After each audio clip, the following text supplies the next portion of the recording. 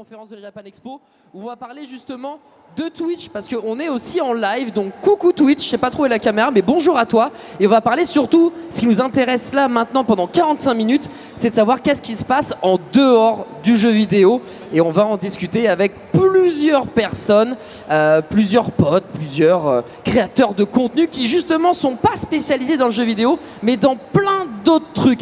Du coup on va commencer avec Monsieur DJ Boucherie qui a un pseudo fort sympathique ma foi. Mon DJ, je t'en préviens, bah voilà. Et salut. Comment il va celui-ci? Bah ça va, nickel, ouais. Bah écoute, on va parler de hors jeu vidéo. Toi, tu es un créateur qui fait un mix. Tu joues, mais tu fais aussi d'autres trucs. Est-ce que tu peux nous expliquer, voilà, ton point fort? Alors ouais, effectivement, donc je fais beaucoup de jeux vidéo, je fais de l'actualité, voilà, de manière générale. Dès qu'un jeu sort, etc. Donc j'hésite pas à simplement le tester en direct. Mais aussi, je fais de l'urbex en direct aussi sur Twitch. Ok. Et qu'est-ce que l'urbex, du coup, pour ceux qui ne savent pas ce que c'est? Urbex, en fait, c'est une contraction de urban et exploration, en fait, qui consiste dans l'idée d'explorer des lieux abandonnés. On fait ça de nuit, en fait. Évidemment. Histoire qui est quand même une ambiance un petit peu horrifique, un peu particulière. Mais ouais, on fait beaucoup de choses comme ça et bien plus de choses à droite à gauche sur Twitch. J'aime bien faire des petits concepts à droite à gauche. Ouais, bah, ne m'invite jamais, parce que les films d'horreur, etc., j'en ai beaucoup vu, et les explorations nocturnes... Oh, t'inquiète pas, avec nous, ça se passe bien. Ouais, des araignées grandes comme ça. Mais bon, bref, je te laisse t'installer, et on va appeler du coup la deuxième participante cette fois-ci. Il s'agit de Kaevan. Kaevan, je t'en prie, monte sur la scène. Spécialiste, artiste de manière globale. Elle peint sur tout et n'importe quoi, encre de Chine. On a aussi de la peinture à l'huile, mais du graphisme de manière beaucoup plus globale encore. Comment ça va, Kaevan? Bah ça va, on est là, hein, présent. Ouais, présent, on est là posé, elle est sur le terre et tient les murs. Ouais, posé, t'as vu, bien. Bien. Pas trop impressionné, tout roule? Non, ça va, écoute, on est là et on a 2-3 personnes ici. Mais oui, ça va se remplir au fur et à mesure. Alors toi, ta spécialité, c'est l'art. C'est vraiment là où tu te démarques. Ouais, peinture, encre de Chine, digital, aquarelle, je fais tout ça sur Twitch. Ok, pas du tout de jeux vidéo? Si, bah, j'ai commencé avec le jeu vidéo avant de faire de l'art. Ah, intéressant, on parlera de la transition. Ben, je t'en prie, installe-toi, il y a même des bouteilles d'eau si jamais. On va maintenant accueillir quelqu'un qui aime lancer les dés, quelqu'un qui adore raconter des histoires. Il s'agit d'un maître de jeu, Lincus, évidemment, rejoins-moi. Lincus, en plus de ça, qui a un super t-shirt où il y a écrit « Le host est le plus beau ». Comment ça va, mon Lincus? Ah bah t'as un mic, nickel. Bah ça va, écoute, un pépouze, hein, comme d'habitude, très content d'être là, avoir plein de questions de ta part. Ouais, on va essayer. On va essayer. Du coup, toi, ta spécialité, qu'est-ce que c'est? Est-ce que c'est jeu vidéo? Est-ce que c'est plutôt le jeu de rôle? Est-ce que c'est un mix? Comment tu te définirais? Je me définirais comme maître de jeu sur Twitch. En gros, je fais du contenu, simplement. voilà, jeu de rôle, etc. Ok, très bien. On va pouvoir en parler justement. Je t'en prie, installe-toi et on va accueillir la toute dernière personne qui a un profil, lui aussi finalement très différent, puisque c'est plutôt un journaliste. C'est quelqu'un qui aime faire des matinales et qui parle de jeux vidéo. Il s'agit de Hughes. Comment il va? Ça va et toi? Voilà. Reste debout à côté. Non, mais t'inquiète. Alors Hughes, c'est journaliste plutôt jeux vidéo, si je ne dis point de bêtises, Tout à des fait. matinales. Bref, Exactement. toi tu joues pas aux jeux vidéo par contre? Si, mais sur mon temps libre, comme un vrai gamer.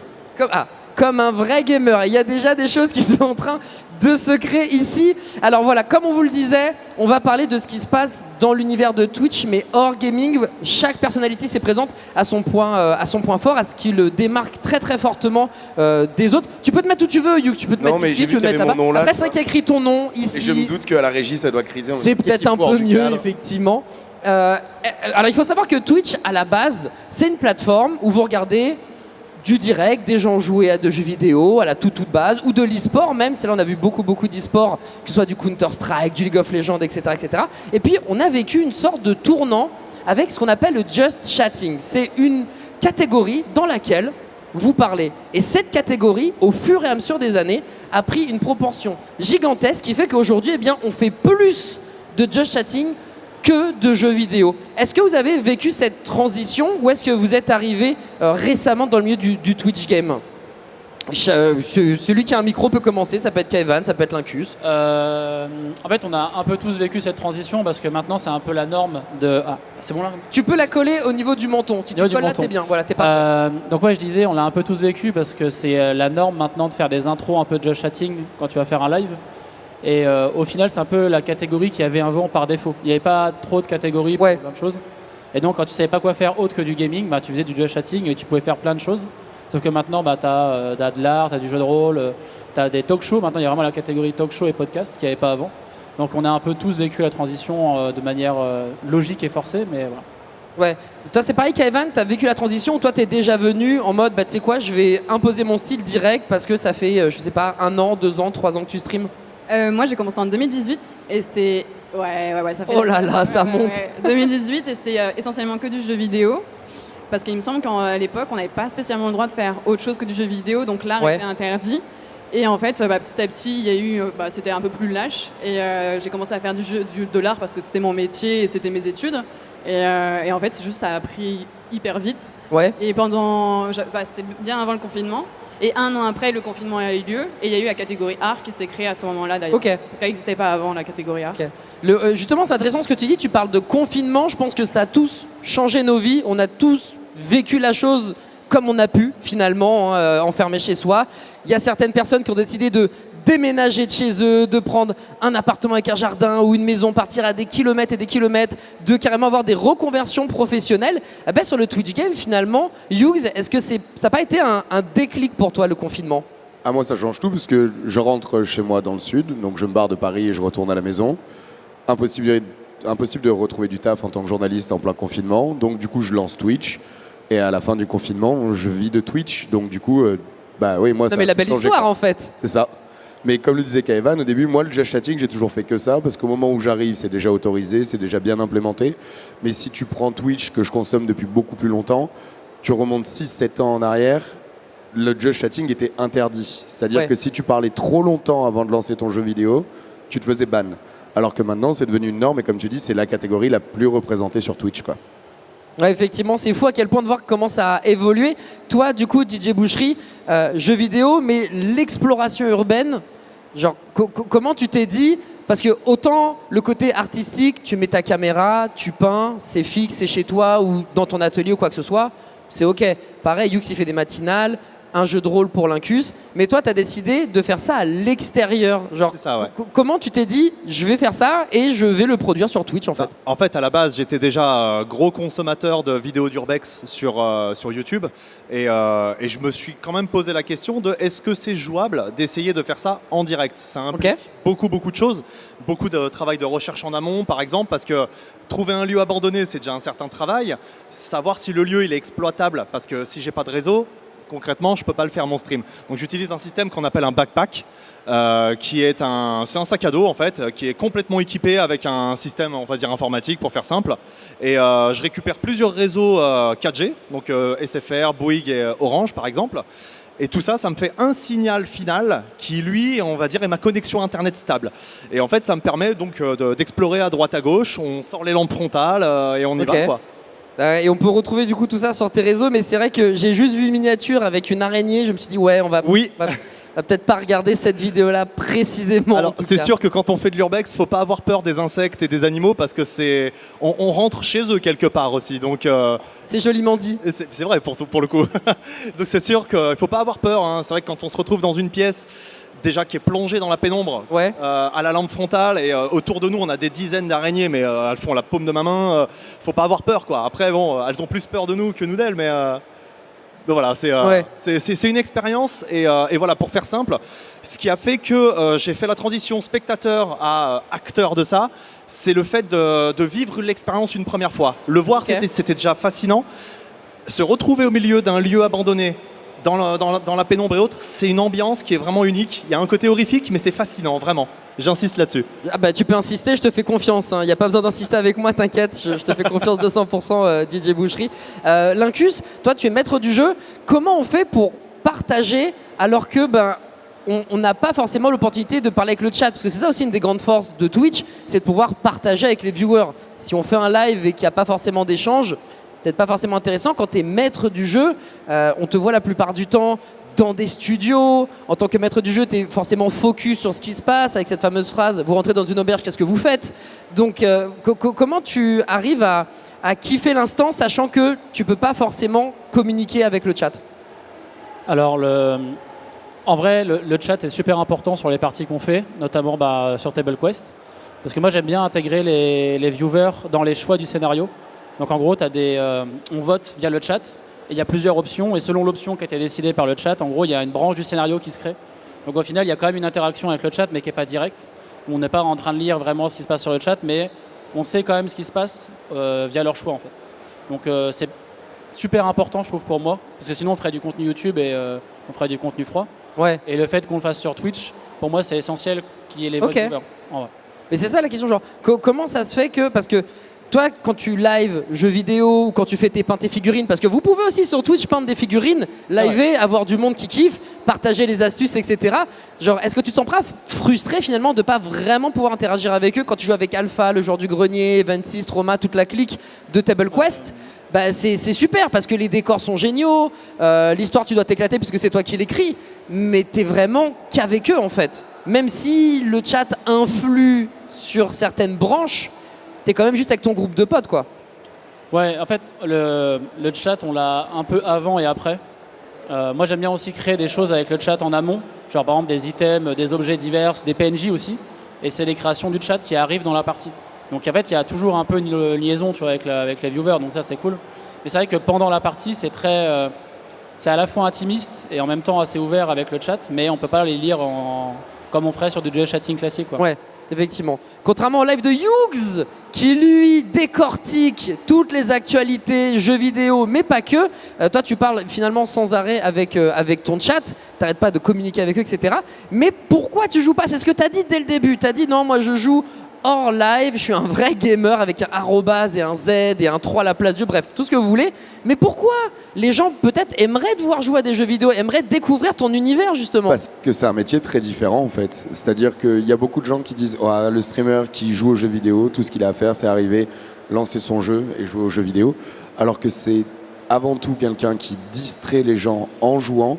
Et donc du coup ça demande un talent qui est particulièrement costaud, de savoir jouer tout en étant intéressant, toujours commenter ce qui se passe, en même temps lire le chat. Et donc du coup, moi, autant communiquer avec le chat, c'est quelque chose que j'adore faire et que je fais dans les matinales, où l'intégralité du contenu est pensée pour les viewers. C'est-à-dire que si jamais un viewer n'a pas une référence, n'a pas compris une news, c'est pas grave, on se pose, on prend même 45 minutes pour refaire le tour de toute la news et tout. Quand je joue, en fait, j'ai l'impression d'être à moitié avec le chat, à moitié avec le jeu et d'être 100% nulle part. La matinale, je suis 100% avec les joueurs. Quand je joue à un jeu vidéo, je lance mon jeu, je suis avec moi, genre j'aime bien, j'adore tout ce qui est le lore, les histoires et tout, donc je me raconte plein de petites histoires dans ma tête, je me fais mon kiff et je me plonge dans le jeu. Si jamais je suis en live, soit je suis dans le jeu et du coup j'oublie complètement le chat et du coup c'est pas passionnant parce que tu vois juste un Gus qui se concentre comme ça et qui fait sa vie en marmonnant tout seul et du coup ça n'a aucun intérêt. Soit je suis avec le chat et du coup moi je profite plus du jeu. Parce que du coup tu dis ah putain ça fait longtemps que j'ai pas parlé, ah putain j'ai pas regardé mon chat, ah putain. Et donc du coup je suis ni dans le jeu, ni avec le chat et il y a des gens qui le font extrêmement bien. Il y a des gens qui ont un naturel là-dessus où c'est incroyable, tu joues aux boucheries, ils commandent tout. Ils gueulent tout le temps, ils bondissent dans tous les sens, c'est plein d'énergie dès qu'il se passe un truc et ça rend le jeu intéressant. Même si jamais ils parlent tout seul et que c'est pas forcément une interaction directe avec le chat, il se passe un truc, il fait des vannes, c'est naturel. Moi c'est quelque chose que j'ai pas en naturel ça. Donc du coup je profite pas du jeu, je distrais pas le chat, donc je préfère m'en tenir à ce que j'aime faire, ou alors des découvertes de jeux, parce que là c'est des réflexions beaucoup plus journalistiques. À ce point-là, je trouve que c'est pas très bien fait, ça pourrait être amélioré. Plus dans la critique ou l'analyse, parce que ça c'est quelque chose que je sais faire. Ok, très bien. Vous avez cette sensation aussi, vous, autour de la table, de pas être présent à 100% quand vous jouez à un jeu vidéo, parce que, à part DJ Boucherie, parce que apparemment, tu es un animal quand tu streams. Mais en tout cas, par exemple, pour Kaevan, toi aussi, c'est une des raisons finalement qui t'ont motivé, qui t'ont poussé à faire de l'art sur Twitch et pas, à devenir, entre guillemets, plus artiste sur Twitch, parce que c'est ton métier de base, ce que tu disais, plutôt que de jouer, voire moins jouer, voire plus du tout jouer. C'est vrai que moi, niveau jeu, j'aime vraiment les jeux à histoire. Et quand j'ai commencé à en faire en live, c'était cool, mais j'étais pas dans l'histoire en fait, tout simplement, et j'avais du mal à suivre. Et j'aime bien, et finalement, maintenant, je préfère vraiment jouer à des jeux beaucoup plus légers avec des potes. Et les jeux vraiment à histoire, je les garde pour moi et je le fais toute seule, quoi. Ok. Après, moi, pour tout ce qui est art, par exemple, la peinture à l'huile, je peux plus en faire en live. Autant l'encre de Chine, stylo, etc., il n'y a pas de souci. Mais pourquoi tu peux plus en faire ? Parce que l'huile, c'est encore une façon de peindre hyper différente de toutes les autres. Et l'huile, il y a vraiment une réflexion d'étape par étape et par étape. Et du coup, en live, je peux plus parce que je suis vraiment concentrée sur le chat et je suis pas à 100% sur la peinture. Et je le ressens que quand je suis en train de peindre, en fait, l'huile, ça me plaît pas, en fait, le résultat. Du coup, je préfère faire de l'encre de Chine, du stylo, etc. en live, qui est beaucoup plus fun et beaucoup plus simple à faire que de l'huile. J'en fais parfois, ça dépend de quel style en peinture l'huile je vais faire, mais ça devient assez rare quand même. C'est marrant, même sur ton côté professionnel, sur ce que tu kiffes le plus, comme Hughes, sur certains domaines de peinture, genre, c'est pas possible, t'arrives pas à rester concentré. Non. C'est assez marrant. Et est-ce que, vu que c'est ton métier, est-ce que c'était quelque chose de logique ou est-ce que t'as eu peur de te lancer là-dedans? Parce que on le sait tous, quand le travail devient plaisir, mais que en fait ça redevient un boulot qui n'est plus un boulot passion, etc. Parce qu'on a la chance de faire des boulots passion finalement. Parler devant des gens, sur une scène, devant vous, sur Twitch, etc. Il y a pire. Il y a des mecs qui se lèvent à 6h du matin et qui vont à la mine pour casser des cailloux. Bon, il y a pire comme métier. Mais est-ce que t'as pas eu peur justement de mêler le plaisir de Twitch et la contrainte professionnelle de travailler? Si, énormément. Là, dernièrement, je me retrouve un peu bloquée parce que j'ai travaillé énormément sur des très très gros projets qui ont pris des mois et des mois où je streamais tous les jours dessus. Là, les projets sont finis, ils sont tous balancés. Là, je suis un peu en mode repos. Du coup, c'est même la période où je reviens. Mais c'est compliqué. Après, l'avantage, c'est que je touche vraiment à tout en art, comme je disais. Je fais autant de l'aquarelle que du digital, que même du graphisme, que de la peinture à l'huile. Ça va vraiment dans tous les sens. Donc, il y a toujours un moment où j'ai envie de faire un truc. Si j'en peux plus de la peinture, je vais faire du digital et je vais faire vraiment du Photoshop ou de la photo ou que sais-je. Okay. Donc, et du coup, tu te permets de tester de nouvelles choses. Ça, par contre, s'il n'y a plus de frontières, est-ce que Twitch t'a aidé justement à aller plus loin dans ta façon de travailler? Beaucoup plus parce qu'il y a ce côté où en fait, un peu comme quand tu as des cours où tu reviens chaque semaine avec une nouvelle peinture, là au moins ça m'a permis de je vais dessiner et je vais me lever pour aller dessiner et en même temps je vais pas que dessiner pour moi mais je vais aussi dessiner pour les autres, parce que moi je sais que j'ai vraiment très très très bien évolué en peinture. Quand j'ai commencé à faire des vidéos YouTube de peinture, ça m'a beaucoup boosté. Et encore plus quand j'ai commencé Twitch. Parce que tu te dis, je suis pas seule en fait face à ça. Ils vont le voir si je le foire ou si je le foire pas. Et du coup, ça me motive vraiment. Tous les matins, on se retrouve tous à 10h, on va voir l'évolution du tableau. Par exemple, j'avais fait un tableau géant au stylo. Où, le premier live que j'ai fait dessus, je me suis fait raid par Etienne. Et du coup, tout le monde arrivait chaque jour pour voir l'évolution, juste pour venir et après repartir. Et ça a motivé à le finir en 3 mois, mais je l'ai fini quand même. En 3 mois, les projets si longs. Toi, DJ Boucherie, quand tu pars dans l'exploration d'un château, dans un hôpital psychiatrique abandonné, etc., c'est très court. C'est pas 3 mois, c'est t'y vas, tu fais tes plans et puis tu rentres tranquillement. Alors, 3 mois, c'est quand tu trouves pas la sortie. Comment ? 3 mois, c'est quand tu trouves pas la sortie. Voilà, c'est ça, Il faut appeler les renforts, je deviens fou moi-même. Non, en fait, c'est vrai que quand je fais une exploration, en général, on essaye de viser au moins 2 à 3 heures d'exploration. Mais en réalité, le gros du travail, c'est l'avant, en fait. C'est la recherche et elle peut prendre des dizaines et des dizaines d'heures. Parce que, comme je disais tout à l'heure, malheureusement, tout n'est pas viable.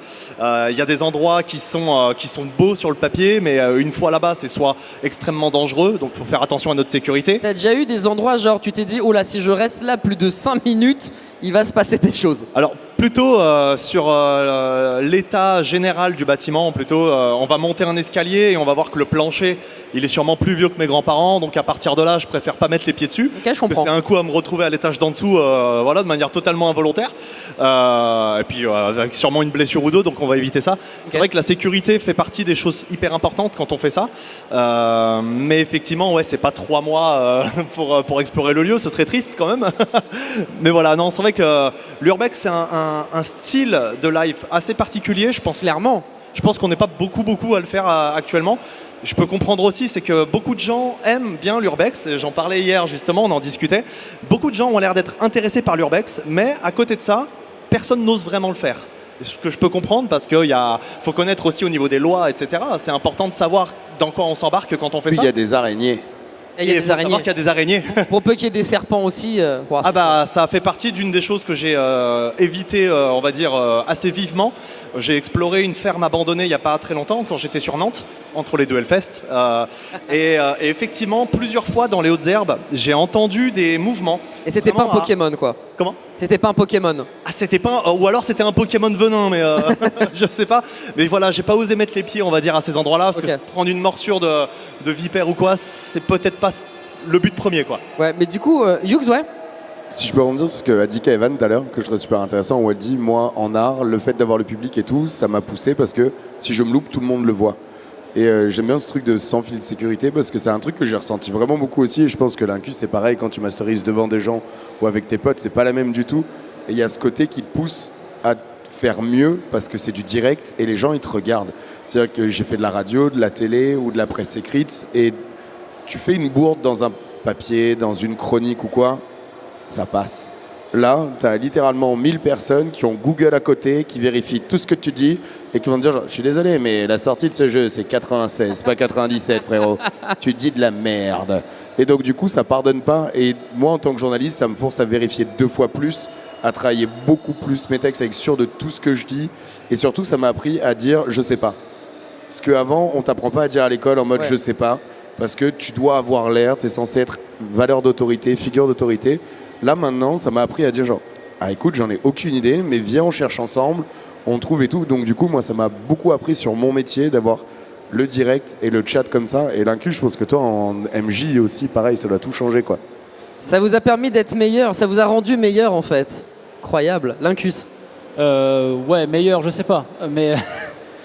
Moins mauvais, ouais, déjà. Mais non, oui, effectivement, il y a ce côté où quand t'es chez toi avec tes potes à jouer à du jeu de rôle, bon, bah, tu te gourres sur une règle, c'est pas grave, quoi. Tu t'en fous. Sauf que quand t'es en live et que t'es censé, normalement, comme tu disais, faire preuve un peu de figure de proue de quelque chose, et que tu te gourres sur... Moi, ça m'est arrivé sur une potion de soin dans D&D. Maintenant, c'est un mème qui revient souvent chez moi, tu vois. À tel point que d'ailleurs, quand on a fait le live du Grand Rex, il y avait des gens qui criaient directement la valeur de la potion de vie dans le public, le vrai backseat. Moi, j'ai vécu le vrai backseat. C'est dur. Dans la vraie vie. mais en vrai, c'est cool parce que ça fait aussi descendre un peu la pression et nous faire descendre aussi d'un piédestal sur lequel les gens peuvent nous mettre alors qu'il n'y a aucune raison. Et ça rappelle aussi que ça reste qu'un jeu aussi. Tu vois, qu'en final, on peut se tromper, que ça n'enlève pas le plaisir de jeu et tout. Donc, effectivement, il y a une petite pression, mais qu'on apprend vite à dégager. Enfin, en tout cas, moi, que j'ai dû apprendre à dégager assez vite. Ouais. Je voudrais juste faire une petite précision par rapport à l'Urbex aussi. Une des choses, pourquoi le faire en direct, c'est aussi la chance de pouvoir partager des connaissances. C'est-à-dire que je suis le premier à ne pas forcément connaître ce que j'explore. Et en fait, l'avantage d'avoir un public en direct qui voit ce qui se passe, et le chat surtout sur mon smartphone, ben, on apprend des trucs. On a tous des vécus et un passif différent. Et parfois, on se retrouve face à des architectures qu'on ne maîtrise pas. Et quelqu'un dans le chat nous explique de quelle année ça date et ce genre de choses. Et en fait, c'est hyper fascinant parce qu'en réalité, on apprend, en plus d'avoir ce côté, on est dans un lieu, voilà, on s'invite en fait là-dedans. Et on apprend plein de choses. C'est hyper éducatif, en plus d'être flippant, hein, vu qu'on fait ça de nuit, quoi. C'est marrant. Youx, tu voulais rebondir. Après, tu as le côté opposé. C'est-à-dire que tu as le mec qui t'apprend des trucs, et après tu as Jean-Michel, police du stream. Info chat. Excuse-moi, mais là, la poutre, c'est pas ça. T'as pas compris ce que c'était. Tu devrais pas mettre les pieds là. Ah, ton trait de peinture, tu devrais pas faire ça. Dis-lui-moi ta peinture. Là, ton encre, elle est trop mouillée. Ton pinceau, il faut le nettoyer. Ah, toi, t'as pas les bonnes règles. T'aurais pas dû la jouer comme ça. Ton double critique, il aurait dû faire ça. Ah, ta news, elle est pas bonne. L'enchaînement. T'as l'opposé aussi. Et celui-là, pareil, c'est le pendant négatif. Mais ça, t'apprends vite à passer par-dessus. Et si jamais tu restes zen et que t'aimes ce que tu fais, de toute façon, genre, ça glisse très vite, quoi. Bien sûr, c'est vrai que sur Twitch, pour ceux qui ne le savent pas, il y a le bon viewer et le mauvais viewer. Le bon viewer, il est là, il parle avec toi et c'est cool. Puis t'as le mauvais viewer, TPK le sait bien. Bon, il parle avec toi, mais c'est pas pareil. Mais c'est pas pareil. C'est vraiment pas pareil. Mais du coup, il y a plein de choses qui sont très cool. C'est que la plupart du temps, quand t'as un gars plutôt positif, le chat est également positif. Quand il y a un gars qui vient ramener sa science de manière trop insistante, le chat va le calmer de lui-même. Et sinon, tu as un bouton magique sur Twitch qui existe quand tu es créateur de contenu qui s'appelle le ban. Et le ban, clic gauche, ban, et on passe à autre chose. Et ça, c'est vrai que c'est assez agréable et sympathique. Il reste malheureusement très peu de temps. Alors, je vais juste poser une question à chacun. Ça sera la même. Est-ce que pour passer dans le monde merveilleux du geochatting, ou plutôt de tout ce qui est hors gaming, est-ce qu'il y a quelqu'un ou quelque chose qui vous a motivé à le faire précisément ? Toi, DJ Boucherie, est-ce que c'est justement quelqu'un qui faisait de l'urban, peut-être un Américain ou peut-être un confrère français qui t'a donné envie de le faire ? Qu'est-ce qui t'a motivé, incité à passer la barrière du gaming, qui était pourtant la barrière la plus safe, la plus tranquille, pour prendre des risques ? Alors tout simplement, je pense que beaucoup de gens doivent le connaître, le Grand JD, qui fait partie, pour moi, des contenus les plus qualitatifs qui existent sur YouTube. Ok. À mon sens, Juste évidemment. après Hughes, Lincus et Kaevan et toi, du coup. Évidemment. Mais voilà, effectivement, je le voyais avoir des approches que je trouvais très respectueuses des lieux. Pas de casse, on force aucune porte, etc. C'est une approche hyper respectueuse, tout simplement, du domaine. Et moi, c'est ça qui m'a vachement motivé à me dire, mais moi, c'est ça que je veux faire. Moi, je veux juste être une ombre qui rentre dans un endroit. Je prends mes photos, je regarde les choses. Si je touche quelque chose, c'est avec des gants, je le repose, etc. Okay. Et on repart, c'est comme si on n'était pas venu, en fait. Et voilà, c'est simplement le côté très qualitatif et respectueux qui m'a donné envie de m'y mettre, en fait. J'aime beaucoup le côté respectueux qui s'est ajouté en cours de route. Kaevan, qu'est-ce qui t'a donné envie de franchir cette barrière du gaming? Je suis tombée sur un live de Airlux, qui d'ailleurs stream encore de l'art aujourd'hui. Et il stream de l'art depuis des années. Je crois que c'est un des plus vieux que je connais sur le stream art. Ok. Et un des seuls à l'époque. Et je me suis dit, mais en fait, oui, mais c'est la bonne idée en fait. Et du coup, comme ça, je me suis mis petit à petit, et j'ai suivi, j'ai continué dans l'art et c'est super cool. Et d'ailleurs, il est toujours sur Twitch, il est toujours dans l'art. Ok. Et il gère de ouf. Pas de regret de t'être lancé là-dessus et d'avoir mis le gaming de côté? Ah, pas du tout, pas du tout, parce qu'en même temps aussi, j'adore le jeu vidéo, mais je voulais vraiment faire quelque chose de constructif. Pas que le jeu vidéo soit pas constructif, mais pour moi qui fais de l'art, je voulais manger quelque chose qui est constructif et en même temps streamer. Et du coup, c'était le meilleur moyen de streamer, de faire des dessins tous les jours, d'avancer dans l'art, et en même temps de streamer et partager ça avec des gens, quoi. Et ça c'était vraiment cool. Le meilleur des deux mondes pour Kaevan, tout simplement. Ah, c'est beau, hein. C'est beau. Hughes, alors toi, tu as une histoire incroyable. Confinement, on en parlait la dernière fois qu'on était à Lyon. Il démarre 2 viewers, il démarre ensuite 3 viewers. La semaine d'après, il y en a 10, puis 15, puis 20, puis 30. Aujourd'hui, tu vis de ça. Qu'est-ce qui t'a donné envie, qu'est-ce qui t'a motivé à passer la barrière, à franchir le cap et à te lancer à 200% là-dedans, notamment sur tes parties matinales? Bah moi, je consommais beaucoup Twitch, mais je consommais aussi énormément YouTube. Ma génération est plus la génération YouTube que Twitch de base. Je tombais dans YouTube, puis dans Twitch après. Et les contenus que je consommais le plus sur YouTube, c'était de la vulgarisation, c'était des gens comme Y Penser, ou même quand j'étais petit, tu vois, des émissions comme C'est pas sorcier, où tu avais quelqu'un qui prenait le temps, qui t'expliquait quelque chose. Et j'aimais beaucoup ce truc de viens, on se pose. Le sujet, il a peut-être l'air épineux, mais si on se pose tranquille et que je t'explique, tu vas voir, c'est simple. Et j'adore. Ça va bien se passer. Ouais, c'est ça, ça va bien se passer. Et juste, ça me passionne. Viens, on en parle et on peut parler de tout, de sujets extrêmement sérieux, mais avec beaucoup de légèreté, sans se prendre au sérieux, sans pour autant se moquer du sujet ou mal le traiter. Et donc du coup, c'est ce type de contenu qui m'a vraiment donné très envie de produire du contenu, moi. Et après, je me suis juste dit, mais en fait, Twitch, si jamais je prends cette vulgarisation et qu'en plus de ça, je le fais en direct, avec un retour des gens, parce que des fois, tu as envie de dire au vulgarisateur, ah, attends, là, ça, j'ai pas très bien compris. Et tu te dis, mais Twitch, en fait, c'est parfait parce que ça te permet de mettre la vidéo YouTube sur pause, de poser la question au gars. Il fait, ok, pas de souci, on reprend 5 minutes, on y retourne. Et donc, du coup, j'adorais ce fait de pouvoir vulgariser tout en étant en direct avec les gens. Et le métier de journaliste, c'est un métier qui est très décrié, où souvent on dit que c'est des métiers où les gens sont des vendus, où les gens ne comprennent pas pourquoi est-ce que journaliste c'est important. Parce que tout le monde aujourd'hui est journaliste, peut snapper une news, peut envoyer. Et donc du coup, ça permet de faire aussi beaucoup de vulgarisation là-dessus, de sensibiliser les gens sur le fait qu'il faut s'informer via plusieurs sources, qu'il ne faut pas lire qu'un seul média, que quand on tombe sur un article, comment est-ce qu'on vérifie les sources de l'article, comment est-ce qu'on voit si jamais un titre nous induit en erreur et tout. Et donc du coup, ça permet de faire plein de sensibilisation. Ouais. Et en plus, je parle de jeux vidéo, donc la vie est trop belle, quoi. La vie est belle et douce pour Hughes. Exactement. Que des points positifs. Et enfin, l'enfant sauvage, Lincus. Qu'est-ce qui t'a donné envie, au-delà d'être maître du jeu, de faire tes patins figues? Comment tu t'es dit, tu vois, genre, qu'est-ce qui t'a motivé à te dire, franchement, le jeu vidéo, c'est marrant, mais viens, on fait autre chose, et viens, on fait un truc qui me passionne, moi? Alors, pour les pentafigues... Non, c'est bon. Pour les pentafigues ou les peintures de figurines, c'est parce que j'utilise des figurines pour les parties de jeux de rôle. Et que je regardais beaucoup de créateurs de contenu faire des vidéos de tutos, de peinture, etc. de figurines. Et que j'ai repris ça il y a 2 ans environ. Et je me suis dit, en fait, ce serait con de ne pas le faire sur Twitch parce qu'en fait, autant le faire en même temps que stream. C'est sympa, tu discutes avec les gens. En plus, je le fais le samedi matin, tu vois, donc j'ai pas un public. J'ai soit des gens qui reviennent de soirée, soit des gens qui se réveillent. Donc c'est 2 mondes qui se rencontrent, donc c'est assez drôle.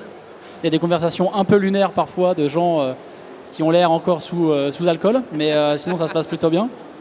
Et après, pour le jeu de rôle, j'ai commencé à en faire il y a 7-8 ans en live. Et juste parce on appelle des actual play, hein, si je dis des pas de actual bêtises. play, ouais. Et en fait, je regardais un peu des créateurs de contenu sur YouTube en faire, mais pas en live. Et il y avait Critical Role, qui est une émission américaine, qui en fait eux sur Twitch, comme on fait sur Twitch aussi. Et en fait, en France, il n'y en avait quasiment pas, ou très peu. C'était vraiment à mon niveau comme on faisait. On avait 15-20 viewers grand max, et c'était très bien aussi. Et en fait, un jour, j'ai eu l'occasion de rencontrer AlphaCast. Et c'est de là qu'est parti après TableQuest, etc. Et que il y a eu un peu en même temps, en fait. Il y a eu plein de créateurs de contenu qui se sont décidés à faire du jeu de rôle et ça a un peu pété partout. Donc ça a un peu commencé comme ça et c'est vaguement avec Warhammer, en fait, que j'ai fait du jeu de rôle dans un bar à Reims avec des potes. Et on avait une vieille, une C920, un micro Yeti pour 6 et en vrai, ça faisait le taf. En vrai, ça faisait le taf de ouf. Et il y avait aussi Globtopus, qui est un streamer et YouTuber aussi, qui a fait tout ce qui est... À l'époque, c'était le fond de l'affaire, etc. sur jeuxvideo.com. Et il fait aussi pas mal de jeux de rôle. Et il faisait un peu de jeux de rôle sur Twitch, mais avec vraiment des petites tables ou du 1v1, quoi. Et lui, il avait mis les votes viewers aussi à l'époque. Et en fait, je me suis dit, autant reprendre un peu le principe. Et en plus, c'est un confrère rémois, donc tout était aligné. Et ouais, juste envie de faire du jeu de rôle. Et je me suis dit, pourquoi pas en faire sur Twitch. Et voilà, tout bêtement. Ok, vous l'aurez compris en tout cas, si vous êtes philatélie, si vous aimez construire des maquettes avec des allumettes, si vous aimez faire du React aussi, parce qu'on n'en a pas parlé, le React, quelle magnifique invention de regarder du contenu et commenter ce contenu. Essayons d'être drôle évidemment quand on fait du React. Alors ça divise le React, hein, parce que c'est pas du jeu vidéo, mais qu'est-ce qu'on en pense du React? Parce que je voulais clôturer dans pas longtemps, mais le React là vient de me titiller. Qu'est-ce qu'on en pense? Parce que c'est quand même faire du contenu sur un contenu qui existe déjà. Est-ce qu'il faut considérer ça finalement comme de la création de contenu du React? Qui veut se lancer dans ce débat houleux? Je déteste ça, non pas du tout. Non, en vrai, le React, c'est super dur à faire. C'est super dur à rendre ça intéressant parce que tu peux très bien regarder une vidéo et ne rien dire et juste faire pause temps et faire « Oh, trop marrant » et c'est tout. Donc c'est un contenu qui est super dur à faire. Je trouve que c'est super compliqué d'être pertinent sur ce qu'on regarde, etc. Et il y a un peu ce côté, comme tu disais, Hughes, c'est pas sorcier, où des fois, en fait, il y a plein de gens qui font du React sur des contenus scientifiques ou sur des vidéos, sur des reportages, etc. Et souvent, c'est cool de regarder ça avec quelqu'un qui découvre aussi ou qui parfois aussi a un petit peu de pertinence dans le sujet. Après, malheureusement, ça a quand même l'étiquette d'avoir un contenu un peu facile, ce qu'on appelle les lives de la facilité pour certains. Et c'est vrai que tu as aussi ce côté très radio sur les live React. Je pense qu'il y a beaucoup de ça aussi, de personnes qui regardent juste quelqu'un qui regarde une vidéo en même temps qu'eux. Il y a un côté moins solitude et tout. Donc ça a l'étiquette de contenu facile. Et en fait, c'est pas si facile que ça à faire du React, je trouve. En tout cas. Okay. Vous partagez la même opinion qu'Evan? Tu voulais rebondir là-dessus? Justement, moi je trouve qu'il y a tout autant de mérite de faire du React que du jeu-chatting, parce que le jeu-chatting en soi, soit tu parles d'un sujet, soit tu vas parler de toi-même, ou etc. Et le React, et ce qui est bien, c'est que le React permet de rebondir aussi sur des sujets. On peut utiliser de la vidéo qu'on regarde pour réagir et avoir des idées sur un sujet, de converser. Qu'est-ce que toi t'en penses, qu'est-ce que moi j'en pense, etc. Et je trouve que le React, tout, que ce soit du React facile ou pas, je trouve tout autant honorable que faire autre chose. J'avoue que c'est un peu la bonne poire, celui qu'on se fout souvent de la gueule, mais j'avoue que j'ai pas de problème avec le React. J'en fais pas, mais j'ai pas de souci à en regarder. Et quand j'ai envie de regarder quelque chose soit de léger ou soit du React un peu plus lourd, y a pas de souci, j'en regarde, quoi. Ouais. Et le côté podcast t'intéresse là-dessus, Hughes, justement, du React? Ou d'ailleurs, est-ce que t'aimes le React de base, toi? Parce que t'es un le React consommateur. en soi, dire je suis contre le React, je trouve que c'est un peu con parce que c'est tellement large. Parce qu'on pourrait presque considérer que je fais du React sur les news parce que le contenu de base, la nouvelle, c'est pas moi qui l'a créé. Donc c'est presque comme si c'était du React. Mais en soi, le React, c'est pas que t'as le bon et le mauvais React, c'est que pour moi, le React t'apporte quelque chose, tant mieux. Ça peut être de l'humour, où tu réagis sur une vidéo en faisant rire, en apportant des vannes supplémentaires. Ouais. Ça peut être, comme le disait Lincus, ça peut être du contenu en plus. Tu regardes une vidéo scientifique et je décortique, je vous explique des choses et donc du coup tu permets aux gens de prendre ce contenu et de le mettre à portée d'autres personnes. Et après, moi, le React, le seul moment où ça me dérange, c'est quand c'est littéralement du vol de contenu en fait. J'ai pris la vidéo de quelqu'un d'autre, je te la passe et j'ai rien à faire. C'est-à-dire que quelqu'un qui prendrait mon live, le passerait sur sa chaîne et qui dirait pas un mot pendant 2 heures, Frérot, t'abuses. C'est pas du React, hein, c'est du restream, ça. Genre. Et de temps en temps, il a raison. C'est tout, tu vois, c'est pas du React. Mais donc, du coup, les gens, ce qui cristallisent et ce qui les crispe, c'est ce React-là, qui pour moi n'est pas du React, c'est juste du vol de contenu. Donc, du coup, pour moi, le React, ouais, ça peut être une très bonne chose. Mais comme tout dépend comment c'est fait. Ouais, tant qu'il y a une plus-value qui est amenée, finalement, c'est ok. Toi, pareil, même moi, sentiment. Attends, c'est différent. On sent que DJ Bushri, je sens la il crispation. y a un En truc fait, qui l'a- c'est pas ça. C'est-à-dire qu'effectivement, je suis totalement pas contre, mais je suis vraiment pas fan du React en mode je regarde une vidéo, je me laisse aller comme si j'allais m'endormir devant, à ne rien commenter, etc. Donc c'est vrai que ce React-là, moi, c'est niet. Maintenant, moi, je fais une sorte de React, c'est plus de l'analyse. C'est une émission que je fais qui s'appelle l'Armée des José. En fait, on s'amuse à regarder des vidéos horreur. Mais le but, c'est de manière humoristique d'aller décortiquer image par image parfois, repérer les trucages, repérer un petit peu les jeux d'acteurs un peu foireux, ce genre de choses. Et en fait, on passe 2 heures en fait, tous les mercredis soirs à se marrer simplement, à regarder des vidéos qui sont censées faire peur, sauf qu'en les décortiquant, elles sont juste hilarantes plus que flippantes en fait. Donc le React, sans rien dire, effectivement, je suis pas fan. Mais après, effectivement, comme tu disais, apporter une plus-value en fait sur un discours, sur une pensée ou autre. Puis la plus-value, ça peut être très léger, hein. Ça peut être juste un rire.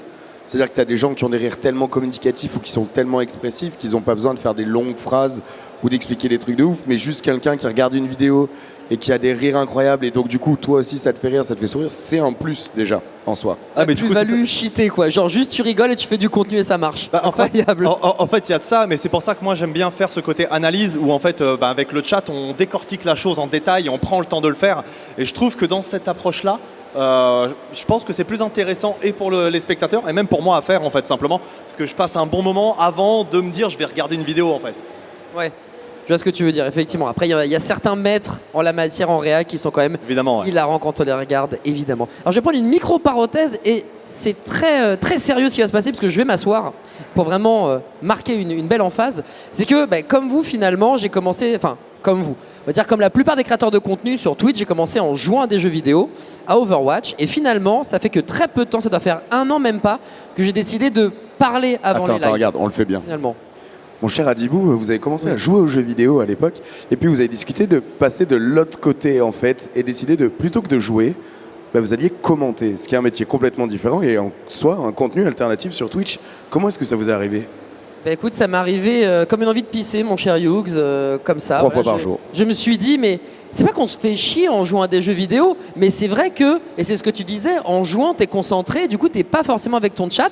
Du coup, le meilleur des 2 mondes, c'était de papoter avant et ensuite de donner quand même à ta communauté ce qu'ils voulaient, qui est jouer un jeu vidéo. Parce que malgré tout, après, chacun sa communauté différente et même vous peut-être qui nous regardez dans le public, vous avez aussi une communauté qui vous connaît sur un jeu vidéo en particulier, qui vous connaît sur une activité en particulier, ce genre de choses. Donc moi le but c'est de papoter genre 1 heure max et ensuite de jouer pendant 2 heures.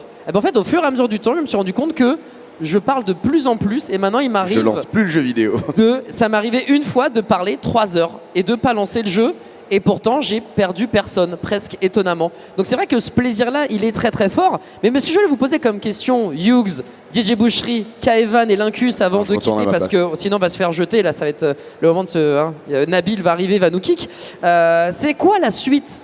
C'est quoi la suite finalement ? Parce que est-ce qu'on peut aller toujours plus loin ? Est-ce qu'il y a un autre projet qui vous chauffe dans le côté justement hors gaming ? Moi, ça a été de faire une émission d'interview. Voilà, ça a été mon next step. Une émission... J'aimerais bien faire un truc avec une chicha, mais je sais pas si Twitch l'autorise. Et j'aimerais bien faire une petite chicha en live et faire du React justement avec ma petite chicha. Bref, ça c'est mon idée. Mais toi, DJ Bushri, c'est quoi la suite du hors gaming pour toi ? Effectivement, continuer d'aller dans les choses qui me passionnent. En fait, pour moi, c'est la base. C'est aller vers ce qu'on aime et pas aller vers ce qui marche. Parce que c'est souvent comme ça qu'on se plante de toute façon. Je fais déjà beaucoup de choses différentes, donc on va dire que ça va dépendre de mes envies sur l'instant. Ok. C'est vraiment comme ça, c'est vraiment au feeling et ouais, c'est ça en fait. Il n'y a pas de marche à suivre pour ma part. Ta seule contrainte, c'est de prendre du plaisir. C'est ça. S'il n'y a pas de plaisir, j'y vais pas. C'est beau cette phrase. Kaevan. Moi, il y a 2 projets que j'aimerais pousser et que normalement ça aurait déjà commencé. C'est vu que je fais beaucoup d'illustrations japonaises et asiatiques, c'est tout simplement faire des lives où je dessine dans les pays en direct les devantures. Parce que de base, c'est des photos de voyage, etc. Et là, j'aimerais vraiment passer en mode IRL. Je voyage au Japon, je voyage en Corée et on dessine ensemble la devanture qu'on a trouvée, etc. Donc il y avait ce côté voyage art que je veux et que c'est un grand projet. Et le deuxième, c'est faire peindre d'autres streamers, faire dessiner d'autres streamers. Ce qu'on va d'ailleurs faire ces 4 jours, je les force, j'ai ramené un tableau, enfin ils m'ont ramené un tableau. Et on te trouve où justement pour ça, pour ceux qui veulent justement passer faire coucou et participer à cette fresque aussi quelque part? On est au stand Stream and Chill qui est juste là-bas. Qui est juste là, derrière, à côté. derrière C'est là. En fait, pour ceux qui regardent Twitch, c'est là-bas. Ouais, donc si vous venez à la Japan Ah, Expo, oui. c'est vers là. Soyez-en sûrs. Donc on est au hall 6, je crois, à côté du stand Nintendo. Et faire Ça, vous êtes peindre. plutôt pas Et mal. du coup, là, en gros, on a un très très très gros tableau et je vais faire en sorte de faire comme un Cadavrski, mais en peinture, et un gros paysage où chacun va peindre une partie et après on retirera tout. Ça fera une grosse toile avec toutes nos créations. Donc vous pouvez voir la peinture de Hughes, de Linkus et de DJ Boucherie, ça va être incroyable. Ça va être fou. Une chicha, aller au Japon pour dessiner. C'est pas le même délire. Hughes, la suite, toi, du hors gaming, qu'est-ce que ça va donner? Qu'est-ce que ça peut donner, peut-être? Moi, la suite, c'est ça en fait. C'est de se dire qu'on est quand même tous très tout seuls chez nous, que c'est rare les gros trucs communautaires où on peut se retrouver. Et donc, du coup, la suite, c'est le stand qu'on a organisé avec Space Kairou, c'est-à-dire de se dire on a l'opportunité de créer dans un endroit différent. Parce que le just chatting, c'est trop bien. L'IRL, c'est encore mieux. C'est-à-dire d'être ensemble, pas juste par Discord au téléphone, de pouvoir juste lever la tête de son écran. Petite partie, c'est quand même vachement mieux. Et en plus, c'est un terrain de jeu incroyable ici, parce qu'on peut aller sur des stands, on peut streamer avec des sacs à dos pour aller streamer partout, faire des activités. Il y a aussi les fameux backpacks dont parlait DJ Exactement, Boucherie. ouais. Donc du coup, juste des nouveaux terrains de jeu, des nouveaux endroits pour pouvoir créer et faire toutes les bêtises qui nous passent par la tête et de pouvoir le faire ensemble, parce que on n'a jamais autant d'idées débiles que quand on est 10 autour d'une table, parce que quand tu mets 10 streamers autour d'une table, d'un coup, on a tous 3 ans, quoi. On va jouer à des jeux entre copains, ça va être trop bien. Et si on fait ça, il se passe quoi? Et toi, tu viens mettre de la peinture sur ma toile? Oui, et toi, viens jouer à un jeu vidéo d'horreur avec moi? Ah, et si jamais on reste tard ce soir, on peut faire un cache-cache dans les locaux. Tu vois, c'est trop bien. C'est trop bien d'avoir 4 ans à nouveau et d'être avec des gens qui ont 4 ans avec toi et où c'est juste, t'es juste là pour rigoler. Clairement. Donc, pour moi, c'est ça, quoi. Vraiment. La suite, l'événement, les organisations, la réunification physique, puisque maintenant, même si c'est pas totalement derrière nous, le Covid n'est plus trop là, donc on peut enfin à nouveau faire des trucs de ouf. Et toi, mon Lincus, quelle est la suite du hors gaming? Est-ce que ça se dirige évidemment encore vers le jeu de rôle? Est-ce que ça se dirige vers du Warhammer, du Total War? Ou est-ce que tu as envie de faire peut-être autre chose? Non, je me suis dit faire un élevage de chèvres dans le Larzac, mais comme ça, non mais... Ça serait incroyable, comme Agri-YouTuber qui nous montre la ferme, comment ça se passe, etc. Non, la suite, là, moi j'ai un projet de faire pas une émission, mais du moins de mettre du JDR dans des théâtres avec du public. Il y a ça, faire un JDR sur une scène de théâtre avec du public. Ça, c'est en cours. Ok. Et après, toujours continuer de démocratiser le jeu de rôle, faire du contenu autour du jeu de rôle, aider les gens à faire des scénarios, répondre aux questions, faire des figurines. Je pense que je suis parti là-dessus, mais ouais, j'ai vraiment pris plaisir à faire du jeu de rôle en public. Ouais. Et j'aimerais bien démocratiser un peu le truc, faire en mode un peu pièce de théâtre. Tu viens voir un jeu de rôle, je sais pas, le vendredi soir, tu prends une place. Et ça, j'aimerais bien, ouais. Et là, c'est en cours. Hughes, tu voulais dire quelque chose? Ouais, je voulais savoir ce que tu voyais dans le théâtre en mode genre, t'as des acteurs sur scène qui sont des vrais acteurs donc qui savent jouer, et toi t'es en mode MJ en haut et tu les tortures et ils réagissent vraiment et ils jouent vraiment les scènes que tu leur donnes. Ça va être un savant mélange de parties de jeu de rôle et d'acting. Avec toujours l'interaction avec la salle et vu que ça sera streamé, je pense faire l'interaction en public avec le chat et tout. Donc, inspiré de ce qui s'est passé avec Game of Roll, Game of Roll Justice à la fin sur le dernier épisode où on était en mode tribunal. Moins un pro acting, vraiment plus une partie de jeu de rôle en mode pièce de théâtre. Vraiment où les gens, c'est juste un jeu de rôle où les gens viennent voir en direct quoi. Mais c'est vraiment au stade encore embryonnaire, on cherche le lieu, on cherche comment faire et tout, donc voilà. Mais c'est trop cool, en tout cas c'est vraiment ce qu'on ressent aujourd'hui. La suite, qu'est-ce que c'est? C'est de voir des gens, c'est d'aller dehors, c'est de faire des trucs à plusieurs et c'est de créer quelque chose qui n'a jamais été fait. C'est ça le but aussi du hors gaming, c'est de faire des trucs qui n'existent pas, ou en tout cas peut-être de réinventer ou d'amener sa propre patte à tous les concepts qui peuvent exister.